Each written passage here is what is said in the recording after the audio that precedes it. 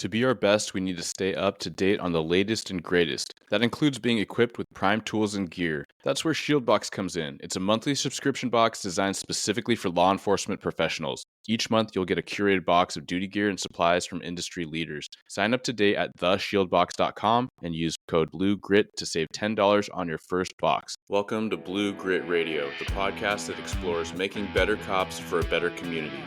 I'm your host, Eric Tung. I've been an active police officer since 2007. We will dive into the aspects of police culture, health and wellness, leadership, and mindset. You'll hear from experts not only from policing, but all industries as they relate to being our best with purpose, passion, and positivity. Join me as we share stories, lessons, and advice so we can all be better for ourselves, our teams, our families, and our communities. All right, everybody, welcome back to another episode of Blue Grit Radio. This is your host, Eric. Today we have another panel interview, another panel episode. I'm very excited because we're going to be talking about wellness community. Like, how do we build wellness outside of ourselves? We talk about wellness all the time. It is a main pillar of everything Blue Grit was really based upon and built upon. Blue Grit Wellness being like, what I initially called most of the social media and the website.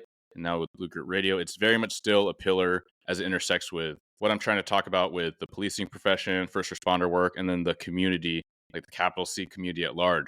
And we can have all these tips and tricks and little anecdotes, but what I'm really curious, and I'm super excited to introduce the panel, and you'll hear the extremely varying situational perspectives and really where everyone's coming from with a different branch of this thing called health or wellness or community. But it's really just to kind of explore some of these notions. How do we build it in a constructive, positive way outside of ourselves? Because we can all individually be listening in to concepts like these or other positive content and contributions and be all down for it, right? Like, I'm going to adopt that kind of thing.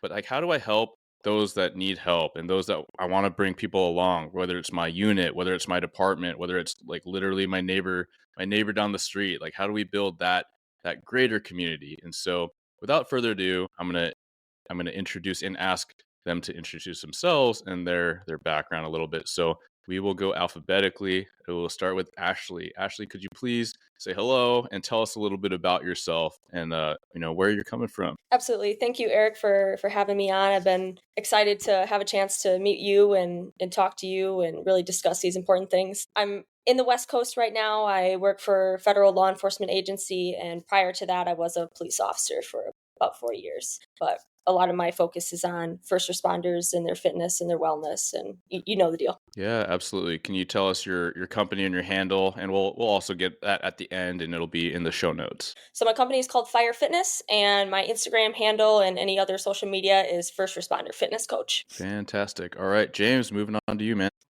Good morning. I'm from the East Coast here, coming to you from New England. My name is James Boomhower. I am a critical care transport specialist with Boston Medflight. I helped create and now currently am the peer support coordinator for Boston Medflight's peer support team. I'm also a mental health professional, and one of the things that my business, Stay Fit for Duty, does is really work to not only help programs create and build peer support platforms that align with the desires and needs of their agency, but as a mental health professional and a practicing paramedic, I work to not only demystify first responders to proper mental health care, but I also work to ensure that I can take mental health professionals and help demystify first responders and healthcare providers to create more culturally informed mental health. Yeah, I love that, man. You wear a lot of hats, and a special shout out to James for working overnight. I got a message, I think yesterday evening, and you're like, well, guess who's working 9 to 9, and you're ahead. So you've been up beyond that. It's like mid-morning here on the West Coast. So thank you. And you're already very well articulating yourself, despite how I would show up if I had to do that right now. So thank you, man. I appreciate you. I'm sure we'll talk about the intersection of wellness and resilience here at some point, no doubt. Yeah, for sure. All right, Tom, could you please introduce yourself and tell us a little bit about yourself and what you do? Absolutely. My name is Tom Bassett, and I first want to thank you, Eric, and the work that you do with Blue Grit Radio and sharing this opportunity for healing and wellness and well-being. And I'm calling in from Boulder, Colorado, and I work on an app called Actualize Earth. I've been working on building a conscious social network for over a decade now, and it's informed by the work by my father, who was a city manager, And my grandfather on my mom's side, who was a police chief, one of the longest serving police chiefs in the Chicagoland history, actually. And so Actualize is about bringing people together. We have a primary orientation around bringing people together around events, and we have an ability for people to track their well-being so they can track it over time and seeing how well that they're actually growing. So you can see that on both an individual and a community level. And a big part of this as well is around connecting people to the local resources and creating strong, resilient local communities where we all get to share our unique skills, gifts, genius, and purpose together for the common interest of our individual and collective well-being. Yeah, fantastic. Right. So we're going to talk about, going back, zooming back out. I introduced this concept of like a wellness community, right? So we're always working about and on ourselves, and that's a lot of what we talk about from all these different walks. We talk about physical fitness, nutrition. We talk about mental health, the emotional resilience, building relationships in our industries on this show. But we also recognize there's so many challenges when expanding that out beyond just us, right? Like we can be about, hey, I'm going to journal, I'm going to do some mindfulness, I'm going to walk, I'm going to grocery shop a little better on the outside of the grocery store. But then what about our peers? And a couple of you already kind of mentioned the mounting challenges for first responders, like our peers. Like we can want it for ourselves and we can want it for other people, but how do we build that? And so that is like kind of the prompt that I really want to explore. I'm curious what some of the biggest challenges that are just kind of jumping out at the three of you when I even introduce that concept a little deeper. Tom. Cool. The one that comes up for me is around the public opinion of law enforcement agencies in our communities.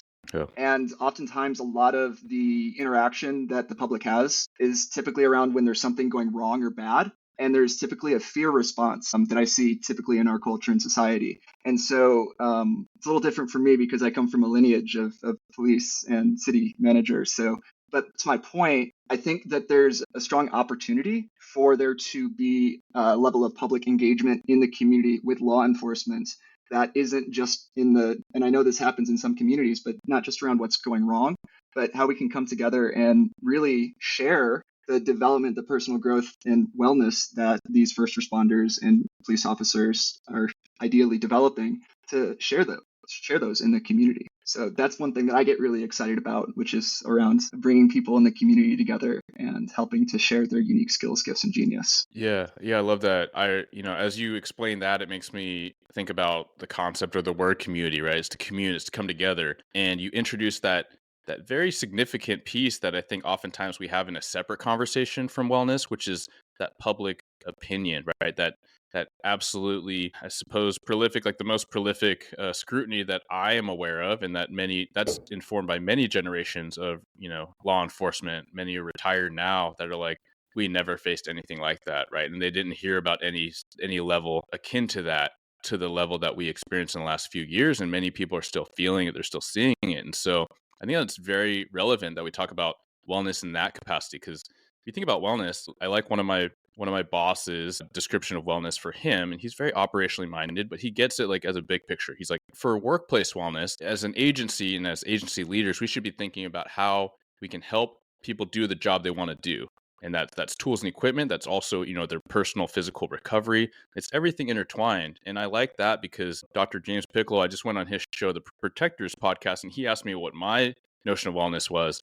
And kind of on the fly, and, I wasn't really ready to answer that type of question, came up with was like, I want people to feel the best they can, do life the way they want, like in a way that serves them and those around them. And so that's kind of why I care so much about physical health and fitness, because it really does matter. It plays into that equation, similar to mental, emotional health and relationships. So yeah, I appreciate how you bring that up, especially with your familial lineage there, Tom. I'm going to go to Ashley, and because you are an active law enforcement officer, like, what do you think about that last bit where we're talking about the scrutiny, and then also from your business standpoint and your personal passion for fitness and those tangible things that we can work on? Where does that intersect for you? I think mostly because I came into law enforcement with this climate that we have right now. So that's been my only experience. I haven't experienced what my higher ups in leadership have been talking about, or where it used to be like this or it used to be like that. One thing that really stood out to me,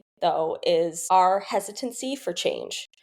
Within the police departments and federal agencies that I've worked for, change is slow, and that tends to happen at many different levels and many different businesses and regardless of you're a Fortune 500 or if you're law enforcement, but it tends to be much slower when it comes to law enforcement and change. So that's probably one of the biggest things that I noticed, is that when we're talking about public perception and relationships, those things need to be intentional, and it's time that we have creativity and innovation in our approach to that. Yeah. Yeah. So well said. So James, being on, again, your multiple hats, you see and interact directly firsthand with a lot of trauma. You're on a, you're on a medevac unit. And then you are also a mental health professional. And you're also syncing up, these resources to the people, trying to build those connections in that aspect of community. What does that invoke in you? That's a great question. I loved both Tom and Ashley's kind of perspective on it. I think for my group, in the kind of big umbrella that I try to lump people under, creativity and flexibility really matter. In our system, in our network, it is absolutely impossible to say we're all going to go to XYZ gym and we're going to do a CrossFit workout, right? Like, we talk to a guy, they got a workout of the day just for us, like, impossible, right? But we can do like a group Peloton class, or everybody's gonna, grab a treadmill, a rower, or a bike this week and log your numbers, and the winner gets like $20, right? Or something like that, right? Some little way to encourage it. I'm also kind of zooming out from community. I'm a big fan of modeling and really making sure, as someone who wears all these hats, I'm aware that people's kind of BS meters are really high, and they're like, okay, what's the intersection between what James says to do and what James does as he comes off a night shift and comes onto a podcast, right?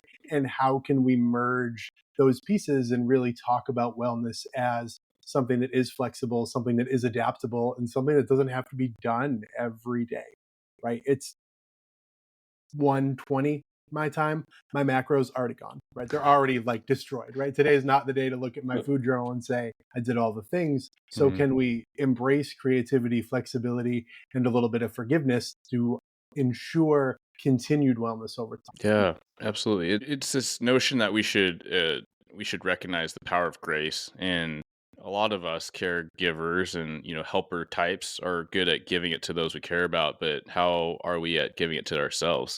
Like, oftentimes our own worst critics. It gets a head nods there. Who wants to go on that?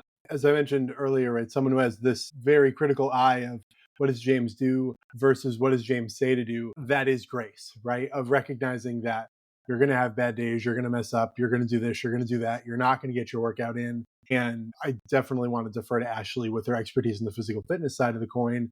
But as responders, when we decide we're going to do something, right, we knife hand and we do it, right? And sometimes we have to teach people to pull back. Like when they're in their 37th consecutive day of working out for an hour, you're like, that's amazing, but you're also spooling yourself up for some crazy injuries. So how can you teach this kind of measured approach? And can you utilize the practice of grace and rest and forgiveness to utilize that and say, today's a rest day. You got to give your body the chance to heal. You got to give yourself the grace to take a day into rest and recovery, and ensure that that fosters more wellness and resilience over time. Yeah, absolutely. And so you bring up the notion that, like, many of us know when we explore this topic, we try to do the deep dive, like what is wellness? And there's so many different, it's something to everyone. And what is physical wellness? And it's something to everyone, right? And so just like not everyone should do CrossFit and not everyone should hop on a Peloton. Maybe I'm going to pivot over to Tom, right? Building communities. Like, now we're using technology to build communities, and that's what's exciting, because oftentimes I hear so often, even on recording, where we're using technology, we're connecting from all over the country on very positive, constructive themes, and trying to build this positivity, like parlay it and snowball it into something bigger. At the same time, the internet, social media can be used, and oftentimes it defaults towards like this negativity. And so a lot of people are cognizant of it, and then a lot of people are not cognizant of it. But Tom, yeah, like let's go to you for building community using technology, and you can please plug your app. Like, it's all to contribute towards the whole. Beautiful. And I want to answer your first question that you asked James, because I feel like I have a very valuable insight there. And Yeah. James, I really resonate with the grace aspect of it. And we talk about physical well-being, and you also talked about mental and emotional. I'd also maybe even layer in that there's an energetic. Don't need to get spiritual about it, but there's, a where we're coming from, a purpose. It's what comes to me around the, grace aspect, not to get too esoteric, but to me, like there's the masculine and feminine quality of love. And the feminine quality of love speaks to, it's like, I love you, and there's nothing that you can do that will make me not love you. And then the masculine quality of love is like, brother, I see you. You can do 5 more push-ups, go. And how to balance those energies so that we're not overexerting ourselves or depleting ourselves and still holding ourselves from that place of unconditional love, and how we can show up for ourselves in that way and with others. And bridging into the community space, I believe that's where we have the opportunity to really practice this, and why with Actualize, there's such a high priority around organizing local community events. And, I also just, it's really beautiful. There's like ecstatic dances, men's groups, women's groups, book clubs, authentic relating circles, so many different ways for people to come together and share their unique skills and genius. And also at the same time, while being I'd say a community manager in a lot of ways, I also hear a lot of tensions that come up in the community. Things like conflict, or I don't want this person at this event because then I feel unsafe. And so there's a really challenging quality like that. I'm a microcosm of a macrocosm, but it's also true, I'd say, in our collective culture. And we see this echoed online. And also to your point, right? Like, using technology in right relationship is really like a tagline with Actualize. And that's true with everything, using any tool in right relationship. You can use a hammer to build a house, or you can use a hammer to bash somebody's knee in. And it comes from the intentionality and the purpose of how we use it. And that's why I believe the evolution and development of consciousness is so important, because if we're not coming from a purposeful or intentional place as to how or why we're using these things, the outcome is likely not going to be very supportive, synergistic, evolutionary. Yeah, I love it, and I love where you went, and I'm gonna kind of revisit some things just so I can better process and maybe frame it for some of the listeners that are a little bit more like, where did we just go? And I love it all because one, spirituality I think is a very relevant piece of health and wellness, and this is not to get religious, and that's where a lot of people get uncomfortable or they lean in or out. And the purpose is not that. The purpose is, and this is speaking from my own experience of having been deeply fascinated with religion and spirituality for a lot of my life, but being very uncomfortable with religion and spirituality for a lot of my life. And just to say that even for those that are, let's just say, more atheist, agnostic, like, we're in the community together. I'm not telling you at all what to believe, but I'm trying to help people recognize that we all believe in something so deeply, and that is conversation of purpose. That is a conversation of connection and values. And so if I talk to my younger me, I'm like, man, you believe in good and bad, and that there's good things you can do, and you believe in karma in some sense, and you believe in powers that are beyond your control and beyond your comprehension. And that's what I kind of submit to those that are really uncomfortable with that. The conversation of like masculine, feminine, we could absolutely go a lot of different ways on that. I think it's very relevant when we talk about how we're showing up and how we're trying to show up for other folks. And then one more note is just kind of on the example of the community that you're building through Actualize. And some of that's like, I want people to hear that, in this time when there seems to be so much noise and chaos, and, the world's moving faster and faster, like you can use that tool for good, which is just to say like, hey, like I don't like working out. I don't like going to the gym. I don't like I don't like running, but you're talking about like, fire dancing, like that sounds really interesting, right? Like that. And to me, I'm asking people to recognize like it's now we're talking about building community, like building tribe, building like a club, right? Where we're all outside, we're moving, we're getting nature in, all these things. So like, what's not to like about that? And I think, it was just to cut back to how this conversation started. Like we recognize challenges come with not being able to innovate, not being able to think outside the box, or we keep doing the same thing, whether it's in our government agencies or whether it's just in our rigmarole, right? Like we do the same things. We don't really know why, other than citing, well, that's the way we've always done them. And again, like highlighting that like any tool can be used for good and can be used for not good. So no, thanks for taking us on all that multi-prong approach. We lost Ashley for a little bit because of some technical difficulties, but welcome back, Ashley. So with the conversation of innovation and creativity and how we get stuck in all of the same ways, and we get stuck by these maybe systems, or even you could call it culture and practices, like what does that bring up in you, Ashley, as we talk about like physical wellness and some of these routines, that kind of these sticking points and how to get past them? Absolutely. So it's kind of a multi-pronged answer to that. And number one is injuries within law enforcement and stressors that people have from their gear, as well as the idea of wanting to get a quick fix to different issues. And response to their physical well-being or their mental well-being. As first responders, we want to be good to go all the time, and anytime we're kind of slipping up, we want that fixed immediately. And some of those things like fitness and wellness, they take time. And so I think when we approach that with innovation, what we need to do is make sure that our training and our mental health wellness programs set clear goals and guidelines and steps for first responders to follow, rather than just giving them all this information and then having them go off to the races with it. But having a clear step and a clear goal and stages to follow is something that is still lacking. Yeah.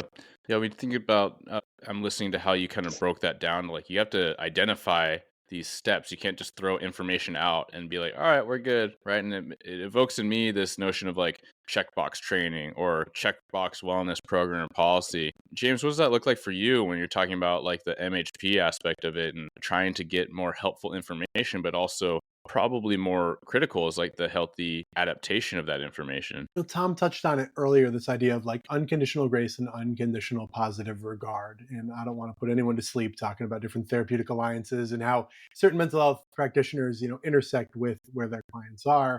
But this idea of really prying away that checkbox, right? And recognizing that as a mental health professional, your client hasn't read the same books you've read, your client doesn't have the same protocol, the same checkboxes. So you're looking at someone who's doing the best they can. And in the first responder community, unfortunately, still making a really big leap to see a mental health professional, right? This isn't John Q client, who also requires a bunch of courage to come in, but they don't always have the same parachute of stigma that we have that's really kind of dragging them back. So we see someone come into our office and, the clinician in me is like, this symptom, that's a symptom, this disorder, right? When in reality, can we zoom out and be like, here's someone who's been a law enforcement officer for 20 years. And a week ago, they took a deep breath and called a mental health professional, right? Can we start there and meet them where they're at, rather than saying, oh my gosh, how many dead bodies? Oh, that's terrible, right? And just really missing the lived experience of that day-to-day provider, or over pathologizing what the mental health professional thinks is the worst thing. Right? We have a kind of smattering of law enforcement here, and some of us may not even be struck by the stuff that makes the therapist clutch their chest, right? Mm-hmm. And what the client is in for is marital stuff or home stuff or self-confidence or this or that. But we, the mental health professional, are like, tell me more about the shooting, right? Oh my God, what happened? There was blood. And you're like, yeah, that's my every day, right? Like I live that. That's not why I'm here. So it really is so important for us to not throw away the rule book, right? There's still a lot of really valuable information there, but can we use it with a more open lens and recognizing some of the profound differences that our responder colleagues come to the office with, rather than saying, this is what I do for everyone who comes in with this symptom set. Yeah. It makes me think of like the adaptation necessary, right? And we've already brought up this notion of like contextualizing the individual aspects of wellness, right? Everyone thinks of wellness differently. Everyone needs to approach wellness differently. And even like you outlined in your example, it evokes in me this notion where, I got a buddy, he does a very similar job to me, right? So a lot of kind of bureaucratic stuff and probably organizational stress and administrative stuff. And, he talked about it very openly in a really great group conversation. He's like, yeah, I mean, like I see a counselor, and the interesting thing is it has nothing to do with work. It has nothing to do with police stuff. I'm like, oh my gosh, like I've seen a counselor a couple times and it's been only because of that, right? So I recognize how much work stress I have, and he recognizes how much like non-work stress he has. We're doing a very similar job, right? But that's a perfect example, because we also recognize in first responder work how, some people, it really is about picking apart the critical incident, like that high stress, very dangerous thing. And then for a very similar amount of people, I wager to say, it's not that thing. They were fine with that. It's like the little things. It's the cumulative stress. I'm curious, Tom, when we talk about like the adaptability of it, and when we talk about community building, like what does that invoke in you? So I have a very edgy thing to bring up, but it dovetails into all of this conversation. Let's go. And it goes with adaptation and innovation and using tools in right relationship and using resources available to us. So, for example, one of my friends here in Boulder, Colorado is a therapist that works with MAPS, the Multidisciplinary Association for Psychedelic Studies. And they're currently in phase 3 clinical trials of using MDMA for PTSD. and are seeing an 88% reduction of major PTSD symptoms by the effective and appropriate use of this medicine in tandem with therapy. And so I bring this up because while I've had some difficult experiences in my life, I can only imagine what it's like to be a first responder with somebody dying with your hands on their heart, or having to pull your gun in the field of duty, or having to shoot somebody in the line of duty. These feel like really intense experiences for the human to go through. And I'm deeply grateful for people who are willing to show up and put themselves on the line for those types of things. And from the sense of healing and wellness and community, how we can show up and support each other using these tools and actually, not bottling down, but processing these things that are coming up. I've known in my healing journey, I just started therapy a month ago, the first time in my life. And it's been so powerful for me to be able to just freely express and have space and feel heard and seen and be able to work through some of these things that are really challenging. And yes, there are paid people to do this. And yes, this is where I see community and the resilience that comes through relationships, of being able to see if somebody is in need or if they're going inward, and being able to connect with them and being able to be curious and ask questions and support them to whatever degree without over giving yourself or over compromising. And that kind of goes to the, I think what we brought up earlier in the conversation about how you can give and give and give too much and deplete yourself, and the importance of recognizing that and knowing what is in your domain of capacity to offer and when it's not. Yeah. Yeah. And I appreciate you bringing that up as an example, right? Because that there's a lot of data that's been coming out for years about MDMA, and there's a lot of first responder and military veterans recognizing the power or maybe the efficacy of treatment such as ketamine, right? And I'm not here to be an advocate for those things, but I am here to be an advocate for thinking outside the box and looking at alternatives and looking at the data that comes with it, right? And so it would be great to have experts speak on that. But what I am trying to have, I suppose, in this conversation is just hey, me and my agency, or most government agencies are they have reasons for pumping the brakes, but at the same time, okay, how do we generate the conversations to look at this objectively? How do we get the right framework and identify the right mission, which is how do we help our people?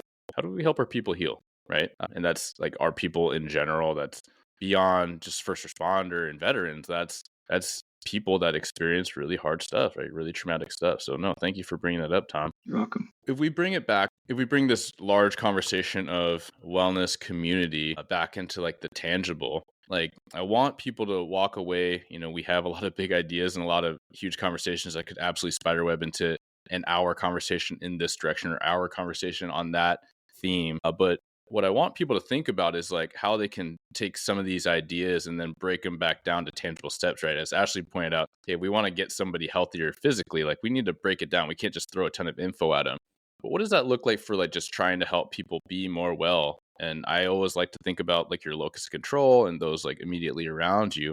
But are there any things that are jumping out at each of you? And maybe we'll go around this virtual room and kind of just spitball and offer some things around. I'm going to lead as long as I don't step on Ashley for a second time in this talk. I like to reinforce that nothing is too small, right? And especially in my own fitness journey, right? Y'all can only see half of me, but in my lifetime, I've weighed just shy of 80 pounds more than I have sitting here today. And my workout 80 pounds ago and my workout today are unrecognizable, right? This is the very broy, my workout is your warm up, right? Kind of a thing. But the idea that 80, 90 pounds ago, if you told me to run a 5K, I physically would have injured myself, right? If you told me to do 2 laps around the mall, I could do that.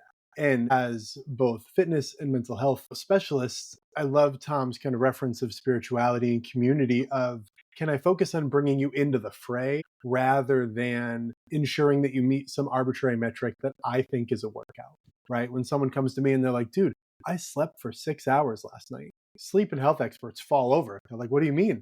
And we're like, yeah, you did, right? You sure did 6 whole hours, because we have to recognize where someone is coming from. And we really have to reinforce that we don't build the community by isolating people. We build the community by championing their wins. Yeah. Slow and steady, gradual. And again, it's that contextual nature, right? Because if your buddy's like, hey, I slept 6 hours yesterday, and you know that they usually come in the big dopey smile at 9.5 hours, then you're like, oh, you good? How are you doing?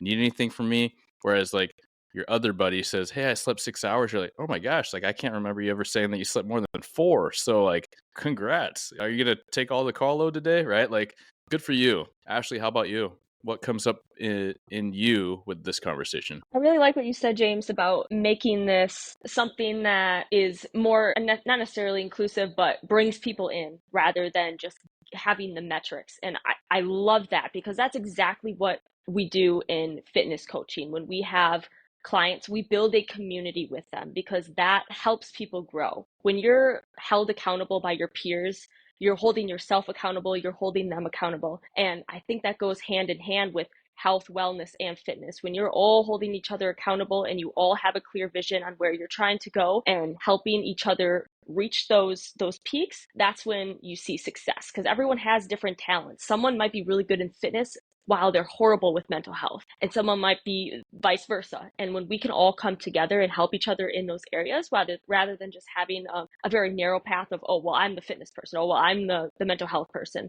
When we can bring those together, I think that's when we see success in our fields. Yeah.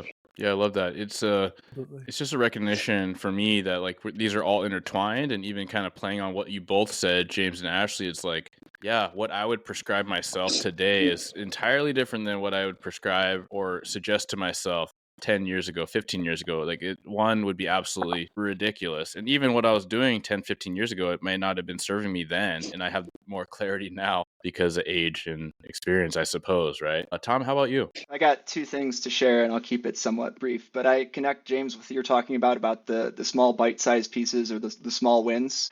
So for me, I'm a highly active, person in the world, and I'm also a semi-pro racquetball player. And I love like game. I love like being in my body, and I also have a really hard time like finding the motivation to go work out.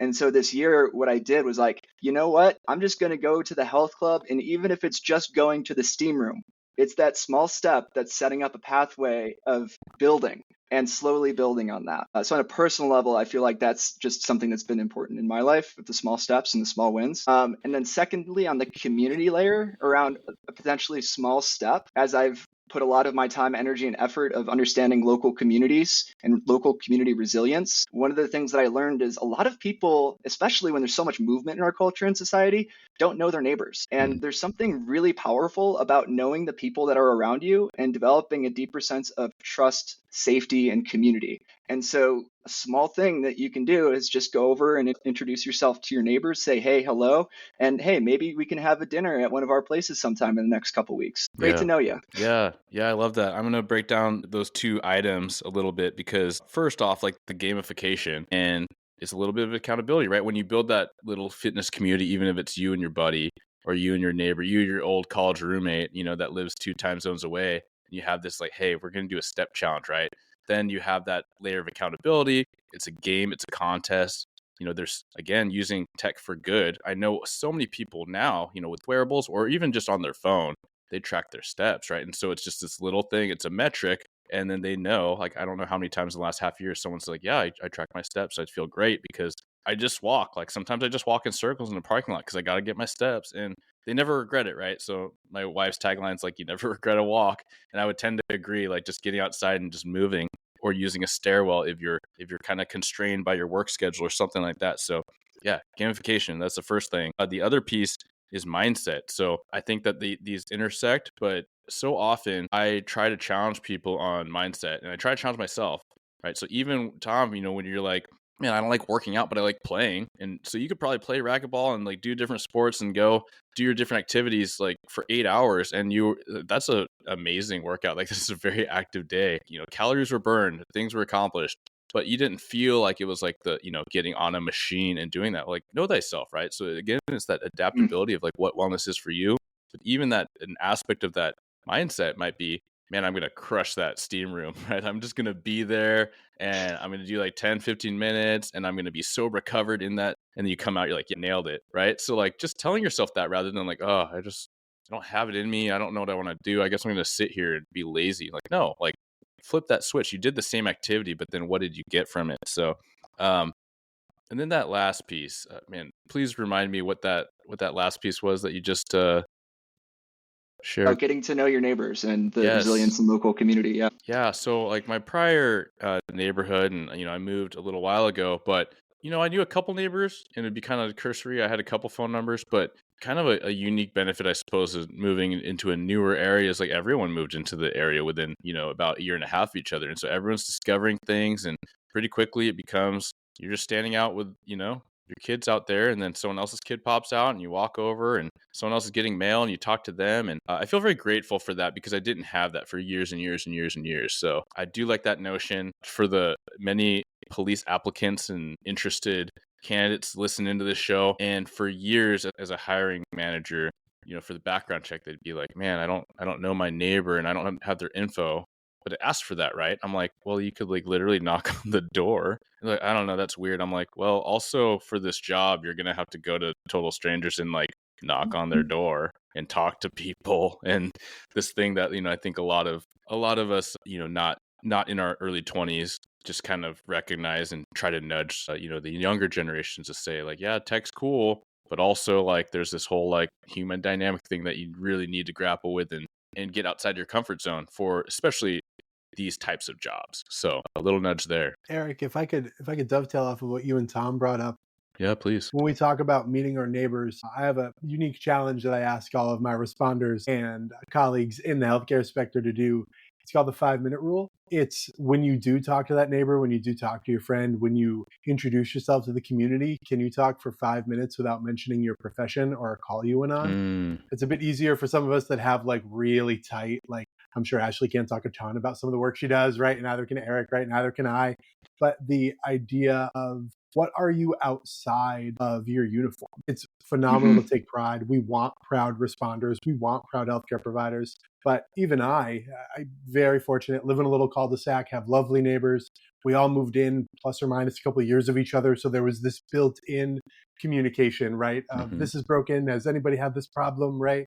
But I was the guy standing on the lawn talking about a call I went on. Or, well, yeah, I worked an overnight and I had to get blah, blah. Nobody cares, right? They were like, but what do you do, right? Do you want to grab a drink? Do you want to like talk to me about something that's not medicine? So can you fold that into that community of a challenge to yourself and make sure that you haven't turned pride to the profession into sole identity of being that professional space? Yeah, man, that's huge because we talk about that a lot as far as like one day you're going to have to hang it up, and it might be 20, 30 years. It might be like 3 because you don't have a choice and things happen, like life happens. Yeah, we had to keep that in check, like the identity. And believe me, I recognize how much a prevailing piece of my identity it is because I spend so much time doing this outside of my quote unquote 9 to 5 that isn't. But yeah, it is very prevailing. And I recognize sometimes, yeah, even now, like sometimes situations socially awkward because of how I feel about them.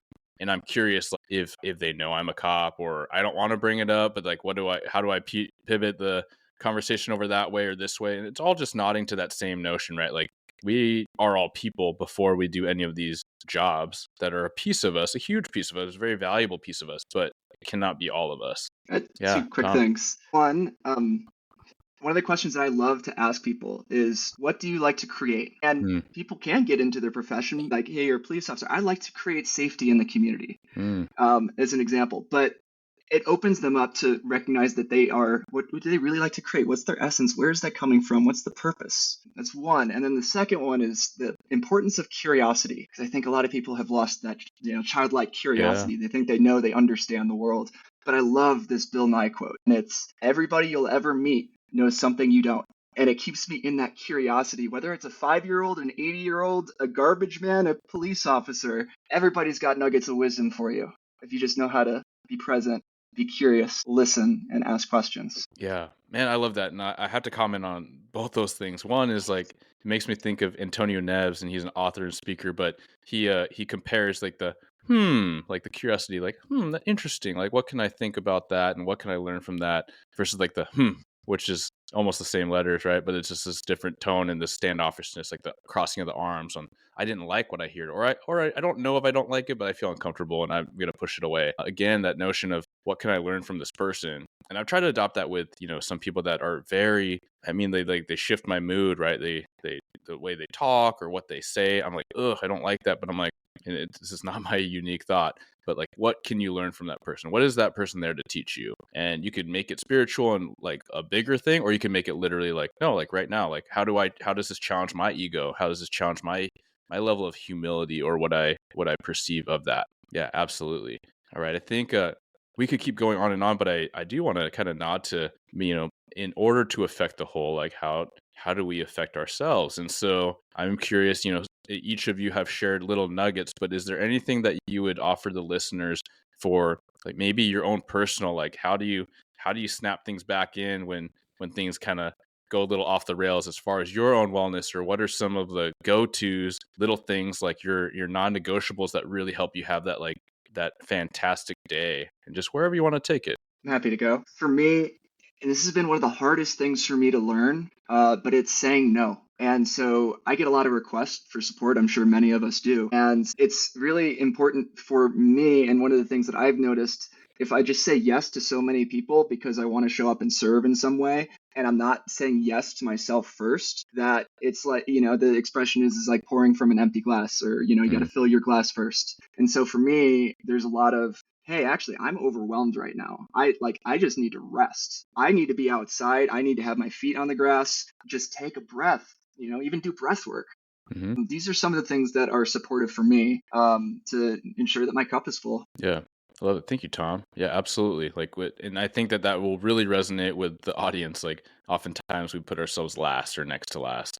Yeah. Ashley, how about you? Yeah, so I would say for me, definitely working out. And I understand that I'm lucky to have that be kind of the thing that I need to do every day to kind of keep me well balanced. And that's not how it is for everyone. Mm-hmm. I think another thing though, just kind of tying this back into the community and the importance of relationships outside of your first responder colleagues. When I went to my federal law enforcement academy, I was with a whole bunch of people from different backgrounds. And that was something that I wasn't used to, even though I had only 4 years in my police department. But I got so intertwined with police culture and the culture of first responders and my colleagues. And so I was that person that was talking a lot about the calls that I've been on or my experience and whatnot.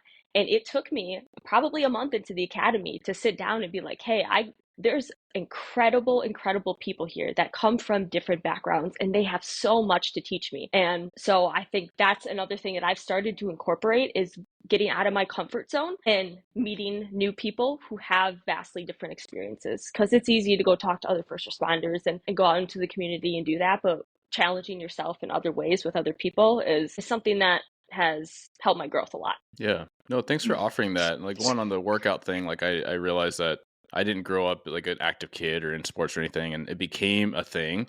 But then I have shared at times like how it became too much. Like I'd be, sleeping 4.5, 5 hours, and that over caffeinate because it became like a compulsion. Like I needed to work out. And then now the challenge is again adapting and recognizing like the bigger picture is like there are certain days where I build my guardrails and I'm like, hey, if you sleep less than this or you feel like this and you feel like you need this much coffee, you're not picking up anything heavy. Sorry, you can play with the 20s, but you're probably going to walk around and do like a lot of breath work as you walk around outside with your dogs. Like that's what you're allowed to do. You're not allowed to run. You could jog, you can walk, but it's kind of like some of us need that. And I also appreciate the sharing of academy. And I think a lot of us, it's not necessarily like we love or we need to talk about ourselves, but I wonder how much of it is like we feel like that's what people want to hear and that's where we're comfortable. And then it's also like, hey, if I talk about my job, I don't have to talk about like me. Mm-hmm. So it makes me think about, kind of the emotional intelligence lesson or tip, which is like be interested rather than interesting, right? So Ted versus Ting. If you're interested, you're curious, kind of going back to earlier parts of the conversation, what can this person teach me? And just be in that space. James, how about you? I kind of just want to lump Ashley, Tom, and your answer all together because I think it's so great. The one piece that I really do work to practice, because if I say embody, a lot of my team will call me out, is the idea of guardrails. I am very guilty of occasionally weaponizing resilience as a way for me to say yes more. Right. I love Tom saying it. I got to set up those guardrails, right? I turn resilience into watch me make it to Friday and not watch me rest, recover, and heal. And to circle back to what I said in the very beginning, right? My team sees that. My colleagues see that. My friends see that. They're like, this dude's check engine light's been on for a month and he's our peer support coordinator, right? Like, That's a how common can thing you too. show the importance of doing that? And I love, Eric, your point. I struggle with that too. I love Tom's kind of atomic habit-esque, right? I'm just going to go to the gym every day, but I get there and then an older version of me, a less part of me that no longer serves me as well as it used to, this little drill sergeant pops in and is like, pick up those weights, do that workout. You're already here. You're just wasting time, right? And in saying no and pushing back against that and be like, we're going to walk on the treadmill for 10 minutes.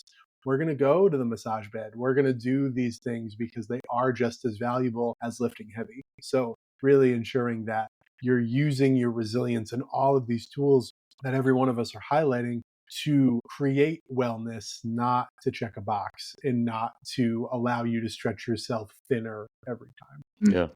Awesome. Well, I'd love to thank you all again for coming on and combining like these very different perspectives into like obviously a very overarching, not different perspective. Like there's a lot of overlap in what each person was saying, and I really enjoyed this process. I know it was kind of challenging as a facilitator to be like, man, I want to pick that apart.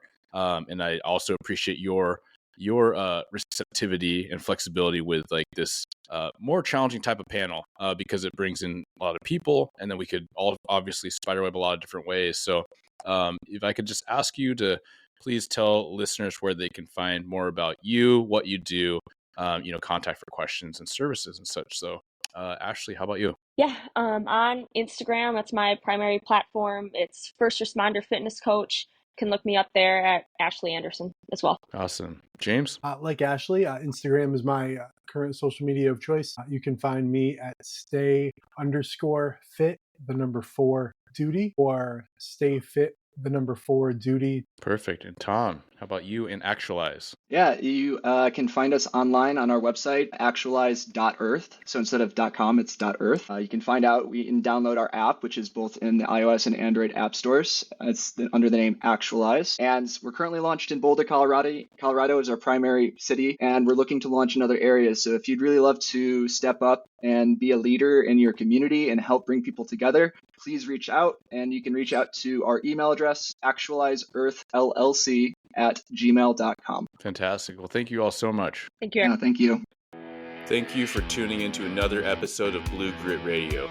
As always, support this community by subscribing, giving us a 5-star review, and following, liking, and sharing posts on Blue Grit Wellness on Instagram. You can reach me there or email me at bluegritwellness@gmail.com. Be well and stay gritty.